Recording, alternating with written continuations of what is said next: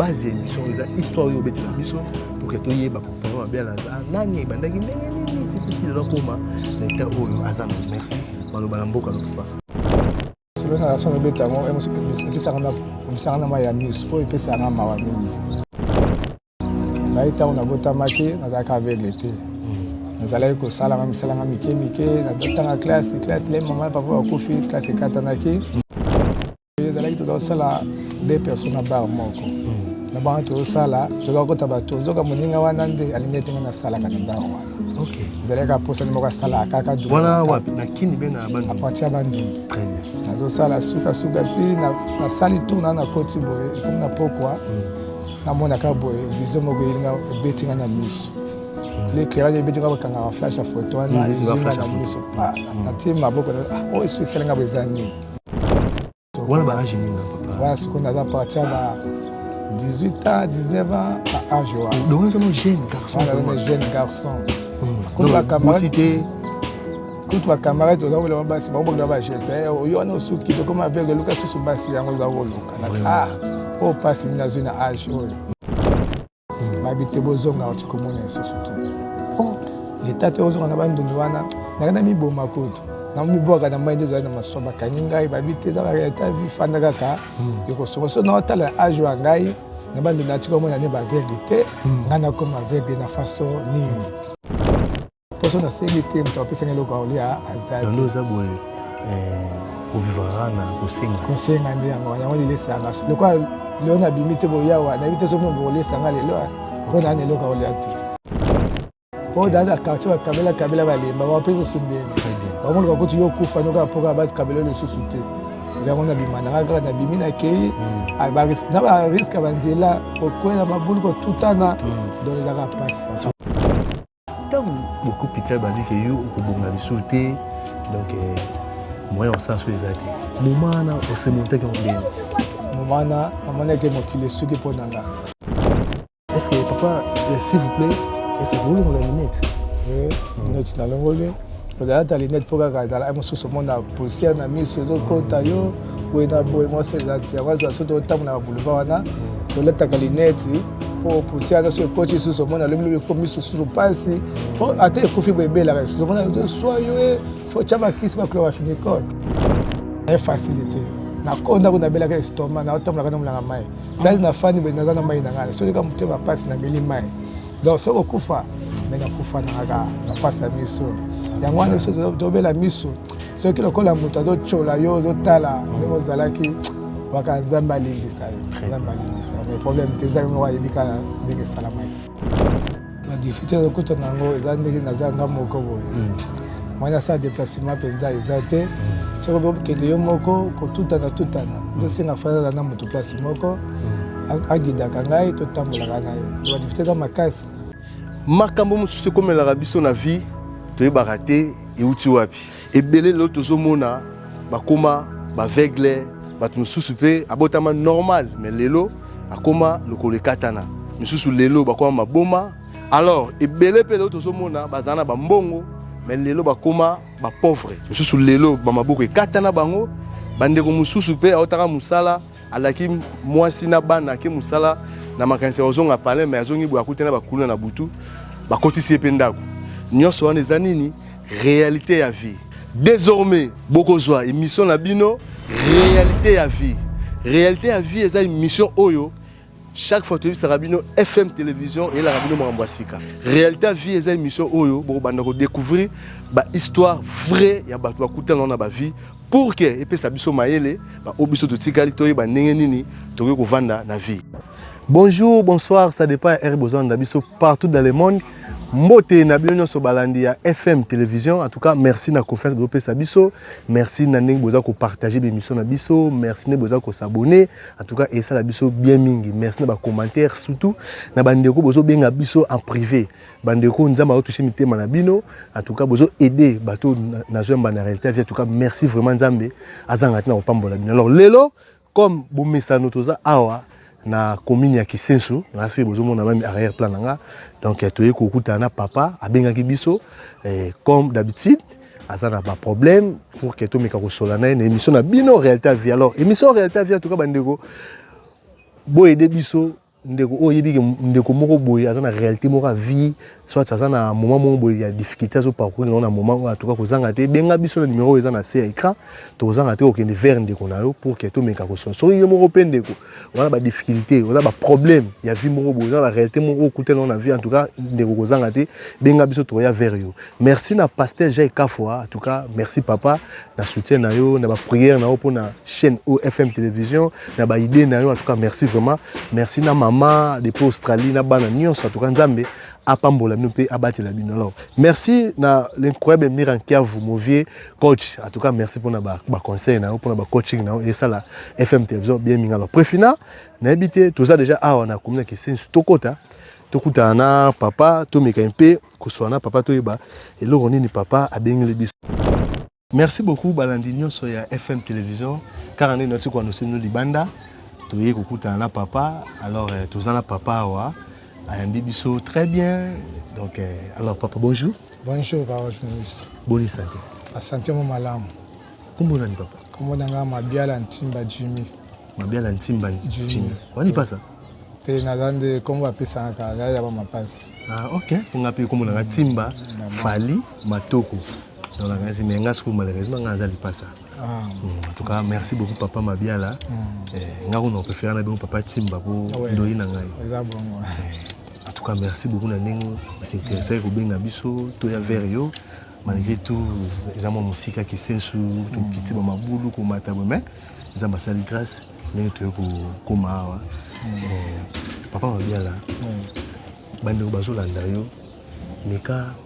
ko pesa biso biographie na yo ya moi mokuse papa Mabiala botami wapi boza combien est-ce que vous êtes congolais botami na kin to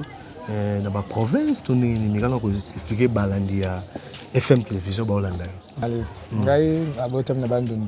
OK. To botam na bota 6 personnes. Mi bali 4 basi mi balé. On botam banduni. Alors,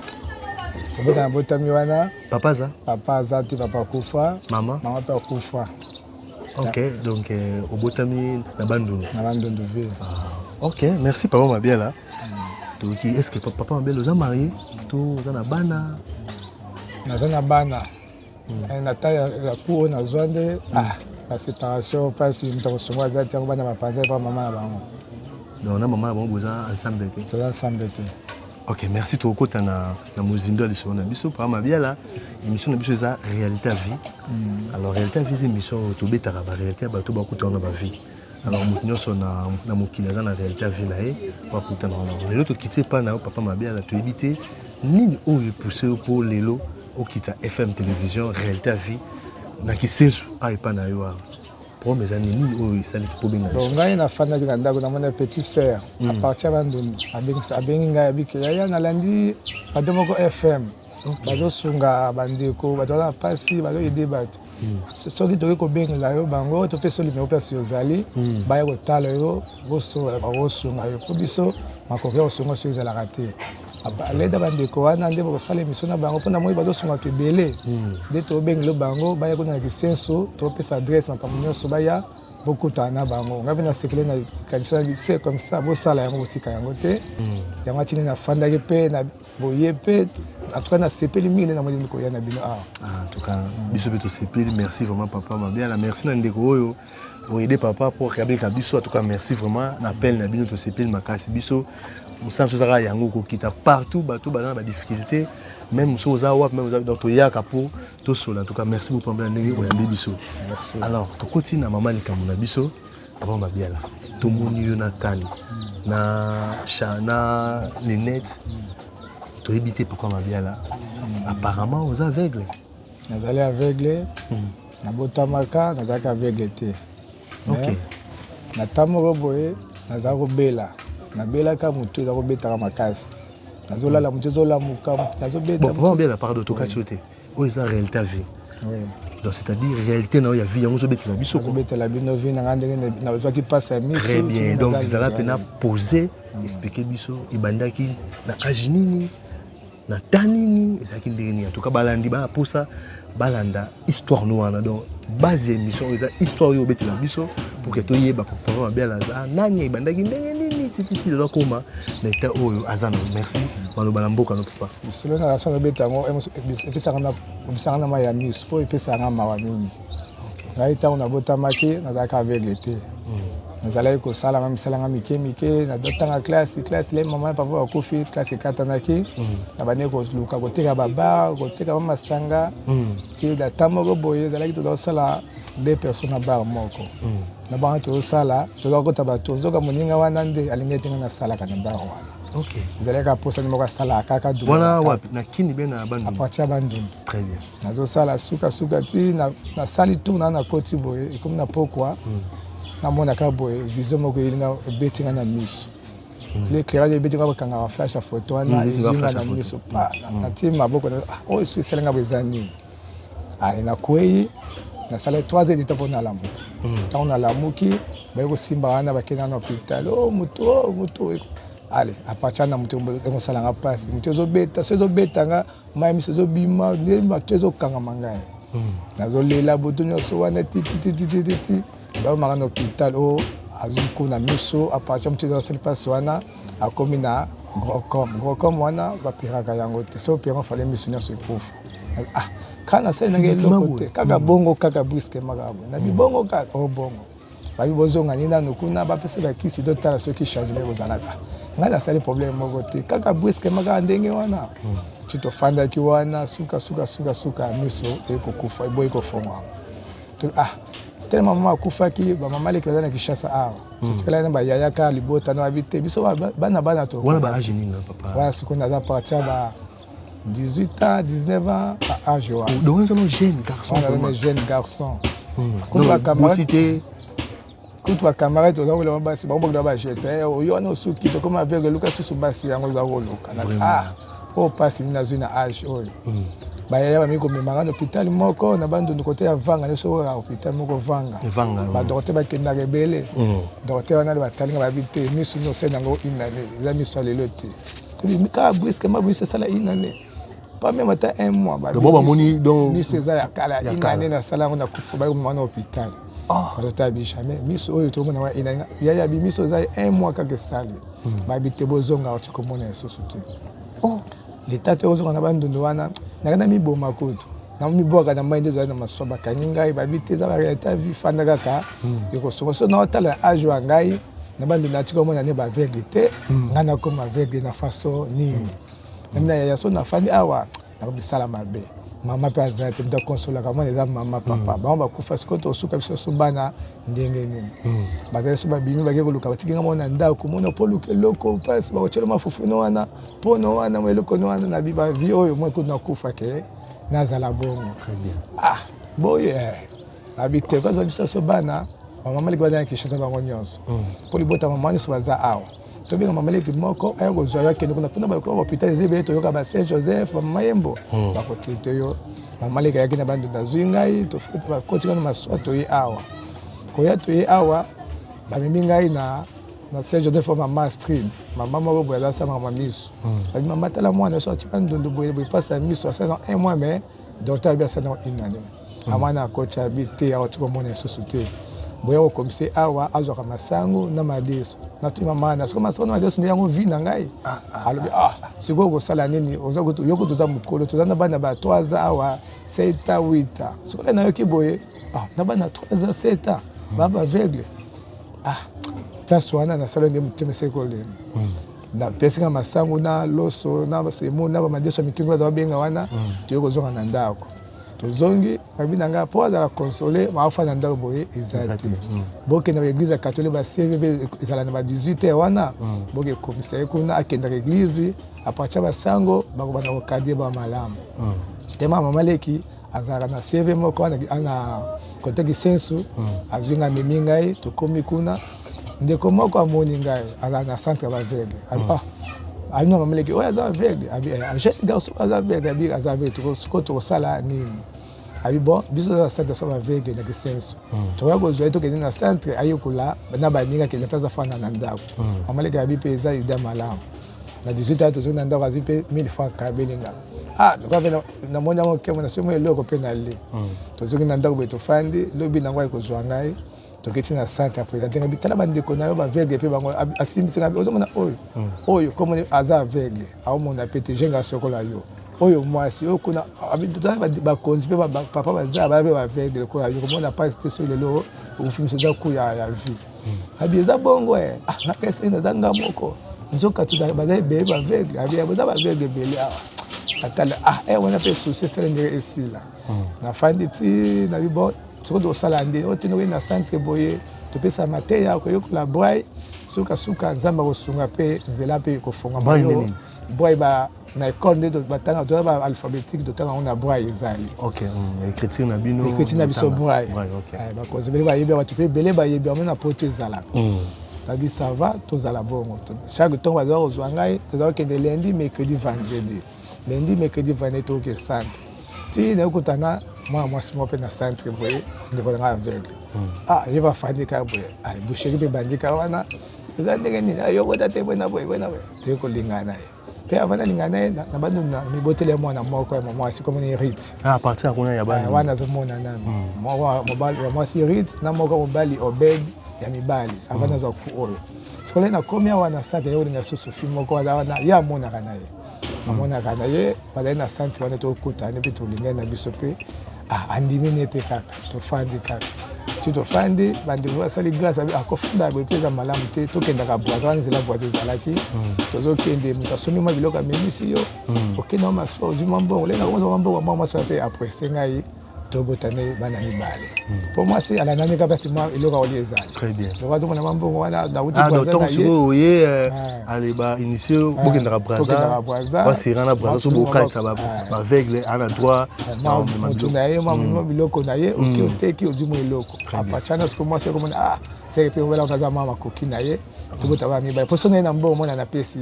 ya sale mama divaza mkemike ale apacha pe ale a former mutema to bota na ye to boti ba mibale wana bazali moi oya otika alaki nanga auto ya kala mingi tanga bibo ye wana tina fana siko vina ngana manofana bweti wapi ndo fana bazati suka nzela biti iko kangama nzela biti siko tomo sufu to sukela wapi toke kote senga kota pose na pose lo senga ana babengani biso po avec des biso avec des po lia ka fam tapesa yo po le ko songa nzela bwaza oke ozongi ozumelo songa nzela ngo ikangame okoteka nini okotekele toza miso omona te siko fale mutu nyape akabela yo apesa yo eloko yo kolia siko so apesa to kolia nini okolia te mwasi amoni bonete akimi na ye akina ye to tikeka na bana e muso ake kuna na mama bango zelo kolia e mo ye pa na ngai na tali pesa ofande zate ale basango ne bizo abina te ngeza na ya kofana permanence oyo nde bato bakota bamo eloko kolia ozwa kana yo tinde bamoni na kofanda place oyo les apports église et moi bato ba église ba piko mo iloka kolia na lie tina biko fanda boye te makolo ça la passe ba singa ke kendaka na triomphal côté baninga basengaka ozoka mo iloka kolia omana na de baninga mwana ya zinga papa kuna mo baninga so basengaka kuna ko fanda boye te pona na fanda makolo za vimba e ko tele mo pusa na boye makolo kilo donc na bina sala ba mouvement na kendaka na zonga parce na fandika boye ata bantuko ba pesa malipa ezaka pasika tena bimagenda kendaka chaque tongo mo 4 mwana yake azua matsomo tukatiki okuna ayiko zongo kusangana baninga kuna alisungi sunga bebe kabela bantu bamoleka na trefe bamona biso wana to singa kana biso poso na sengi te mto pesa ngelo kwa olia azati ndo zaboye ovivara na kusenga ndi yango yango lilesanga lokwa leona bimite boya wana bite so mo lilesanga lelo pona ne loka olia ti donc so bimi nde ozora quelque chose so bimi pété donc olie pété ofandi po dada quartier kabela balemba ba peso sundeni très bien ba mo ko yo kufa no ka poka ba kabela le susuté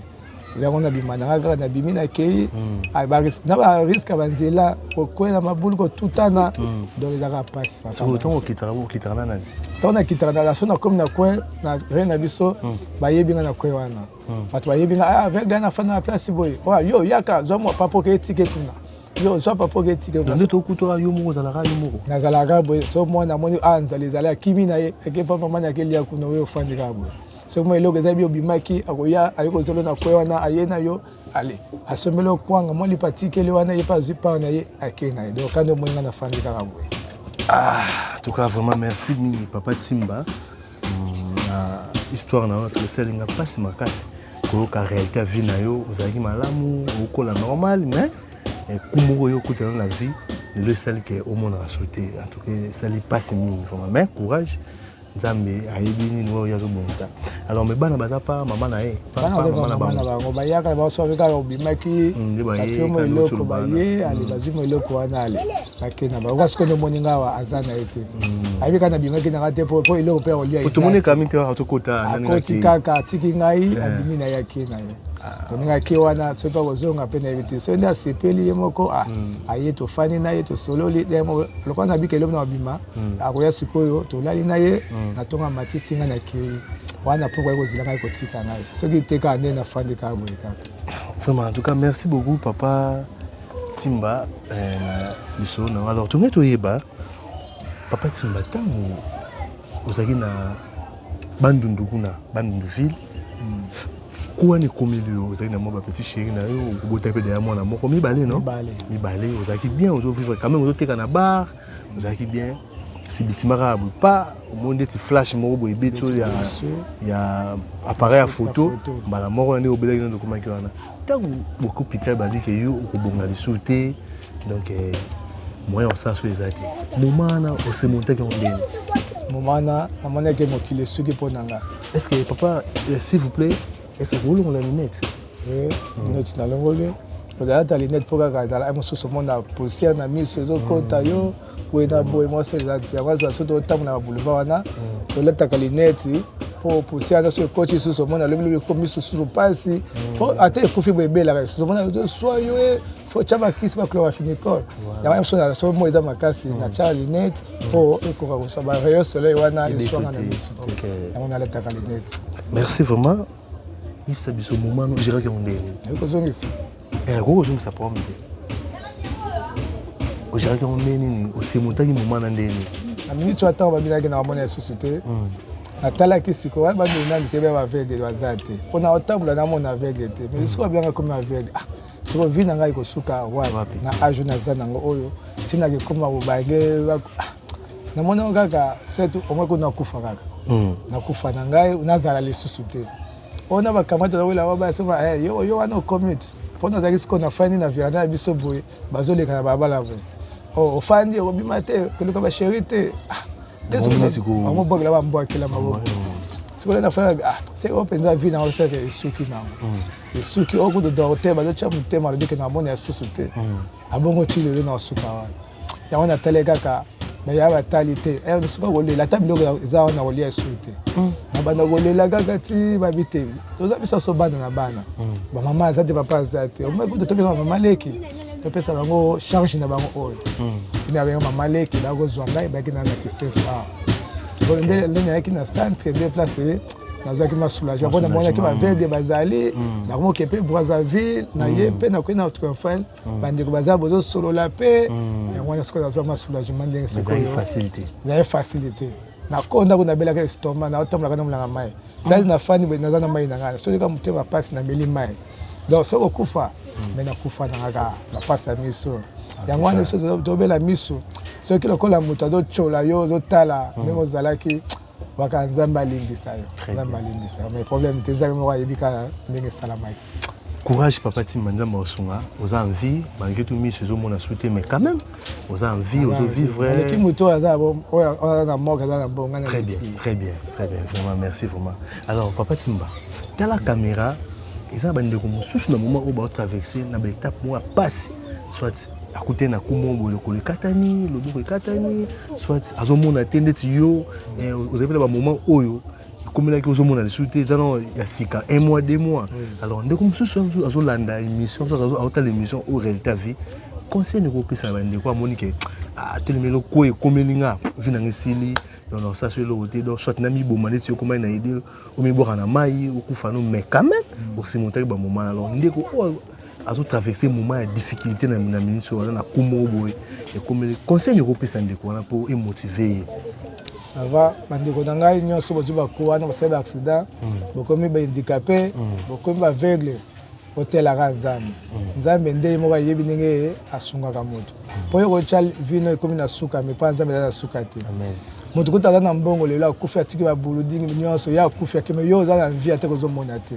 mais na pera conseil moko bazala kaka bakama na nzambe nzambe wana nde ayebi ndenge alongola ka moto ndenge apambola ka moto ndenge ayeba ko zala na moto ko zala pe na nzambe eleki nyonso atu ba nzambe liboso nzambe wana oyeba ndenge ko guider bango akozala na bango pe akobimisa watu mosusu o bakosunga bango nyonso wana bakozala suna motema te bakozala soulager. En tout cas, merci vraiment na conseil. Non, na si bande ko nazana elo ko bakisate papa Timba pe so conseil ndeko oyo okutali na ku oyo soit ku mususu na ba ndenge mususu en tout cas ndeko ko désespérer te ça ko ndima persévérer nzamba yebi ndinga sala mamuna e papa Timba yeyo akomaka avec na ba mi balé mais lelo akomna ba na 4. Donc c'est-à-dire yena muto azana morgue mais atiki ba mapangu na ye lekini bango. En tout cas ndeko persévérer za malamu mingi bandeko o bona d'émission o réalité vie et ça pour na biso nyonso donc ndeko za na difficulté za na problème en tout cas ko hésiter te numéro za na se wana benganga na koya vers yo to so pour to ba nini oyo to ko sala en tout cas merci na ba abonné nyonso ndeko bozo soutenir émission o réalité vie bandeko o nzambo toucher mitema na bino quand même oko tsalo boko na poche bozo aider bandeko en tout cas merci vraiment nzambe apambola bino bolemba te bo continuer ko aider et vous allez malamu mingi alors papa Timba question na ngezabo la difficulté nini o kutana nango na ningo koma aveugle bo ndenge nazana minicho yo o mona ke difficulté mo bo suna laki na miso nde mais difficulté na ngote la difficulté de kutana nango eza ndenge nazanga moko boye mwana sa déplacement penza ezate soko bo kende yo moko ko tutana zo singa fana na moto place moko agida kangai to tambola kana ye de ba difficulté za makasi mwana déplacer ezate mwana sala pambo ezate quand na fani kaka na fandi hapo oka posa toilette faut kende boluka po ti mwana koya kareta yango wana sikoyo na fani bo difficulté za makasi na misu na ngai na botambola yo sa misala na ngai na do déplacer eta ya misu ezate na place moko boye la difficulté za makasi yango wana mwana déplacer ma ezate ezalite moyeni ni bokendaka timbe sindoki okenda osenga mbongo na triomphal tokenda ti triomphal okenda na moyeni tokendaka mwana ye azwi yo amemi yo akoti na mutuka na tokotisa yo ayusa receveur lokola ekendaka nzela ye sobe mponga bi tika soit na palais du peuple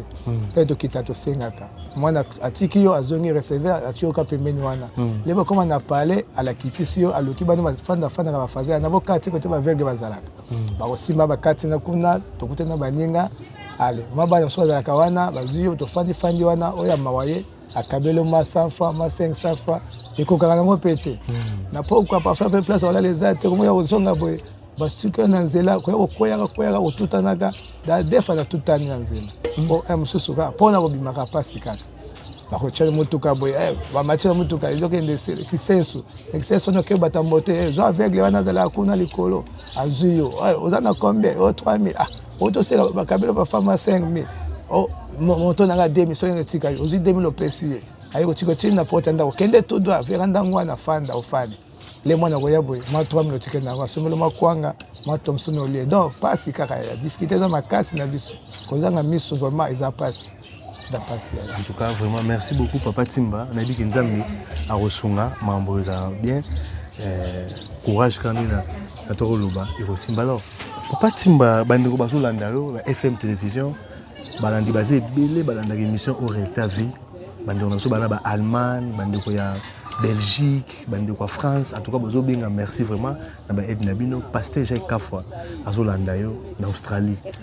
message nini ngo za la part bandeko na bazolanda pesa message moko et pas ba boni na biso ya FM télévision en tout cas bandeko merci papa jeunesse merci ngani naza difficulté zali na moko eza kozanga ndenge nazali kwa nazanga moko apo kozanga soki lelo nazwi makoki botindele bosungi ngai bolongoli ngai na libulu koto mpe na fandi bolukeli ngai place mama koya tokofanda mama na bana place moko apo mama ya na bana fami makoki ezala mpe banda kofanda esenga kolia bana ma classe sikoyo soki naza nango te bakoya ndenge nini yango wana azosenga bandeko oyo mawa po bazomona ndenge nazolela butu mpe moi na ndenge nafandi bana tokuna leloko te ntina azoloba boye so bokosunga ngai atrabe bandeko na ngai ya télévision FM bosunga ngai ntango bakosungana oyo kotindela ngai mama akoya mwasi akoya ntango komona mwa eloko moke akoya na bana ata makala akoteka na porte ya lopango ata mapa akoluka na ntango azoluka wana mapa makala wana bakonéglige songa te ekozalaki azwi mapa azwi makala tie wana na moke bokotindela ye tozosanga matembele mwa eloko komona atole tokofanda ensemble eloko tozosanga kaka liswengi wana bandeko nasengi oyo nzambe asimbi mitema na bino parsi boza na bapoto wapi nzambe mawakota akota likambo na ngai bokanisa ngai travers bandeko na ngai ya télévision oyo bakosunga ngai mpo bamoni ndeko na bino namoni ke bozosunga à travers bango mpona nete bosunga mpe ngai tande naza na leta oyo nafandi awa donc pasi kaka soki bosungi nzambe na likolo akozanga kopambola bisika bozali te en tout cas message yango yango kaka lisungi mpo nazala na bana place moko kozala aveugle fozala na moto place moko soki moto aza te vie eza pasi okende bokwei na libulu mafuta eza wana ozindi na mafuta oziki libulu eza na okoti na libulu obukani mais soki makoki eza naza na bana nzambe akosunga na kozala mpe na kimia lokola bino mpoza na bakimia bisika ozali. En tout cas, merci beaucoup Papa Timba. N'habitez à aux apanani pour tout le monde pour la famille. Besoin foot là, bien. Nazo foot là te. Na permanent église, moi va passer na fandaga. Et on a do fanda ceux qui pour que coquille église bimina kota na laliwana. Moi bande ko babimakana, moi li pakabelinga akei. Mais sonne moi na yango bimakane mais namito